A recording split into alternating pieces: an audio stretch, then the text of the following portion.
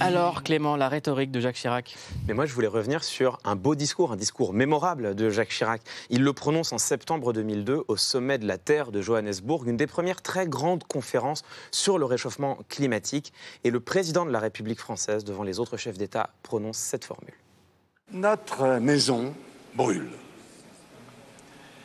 Et nous regardons ailleurs. Nous ne pourrons pas dire que nous ne savions pas.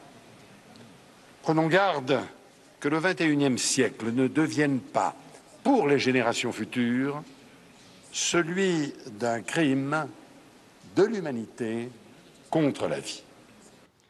Alors, notre maison brûle et nous regardons ailleurs. La formule a fait date. Et donc, moi, ce qui m'intéresse, c'est de savoir pourquoi. Qu'est-ce qui fait qu'une formule comme ça rentre dans l'histoire? En l'occurrence, il y a une première raison qui est une raison rhétorique. Cette figure, en rhétorique, on appelle ça une allégorie. L'allégorie, c'est le fait de déployer un récit concret dont, par analogie, on peut tirer un enseignement abstrait, un enseignement plus général. C'est comme ça qu'on construit les fables de La Fontaine notamment, ou les paraboles. En l'occurrence, la force de l'analogie de Jacques Chirac, c'est qu'elle nous renvoie tout simplement à l'absurdité du monde. Votre maison brûle et vous détournez le regard, c'est aberrant. Eh bien, de la même manière, notre monde se réchauffe, nous ne faisons rien, c'est tout aussi aberrant.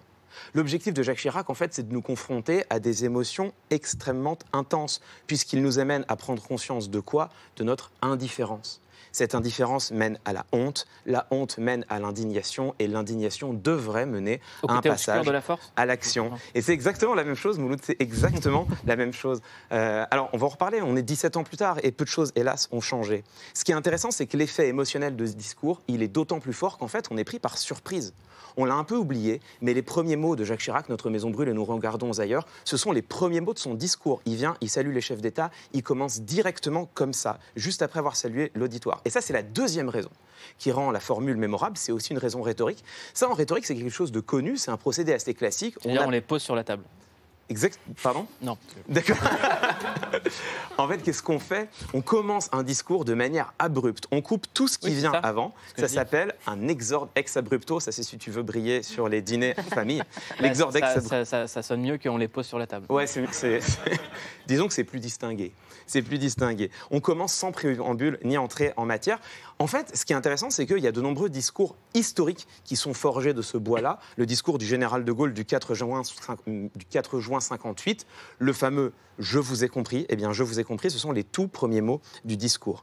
Et puis enfin, je crois qu'il y a une troisième raison qui fait qu'on s'en souvient encore. Cette raison-là, elle est politique. C'est que la formule de Jacques Chirac, elle est terriblement, dramatiquement actuelle. D'ailleurs, elle a été reprise mot pour mot, ou presque, par Emmanuel Macron, il y a quelques semaines, quand il parlait des feux de forêt en Amazonie. Notre maison brûle littéralement. L'Amazonie, le poumon de notre planète, est en feu. Le discours de Jacques Chirac, c'était il y a 17 ans. Déjà à l'époque, Jacques Chirac soulignait l'urgence de la situation. Et aujourd'hui encore, 17 ans plus tard, le monde continue de brûler.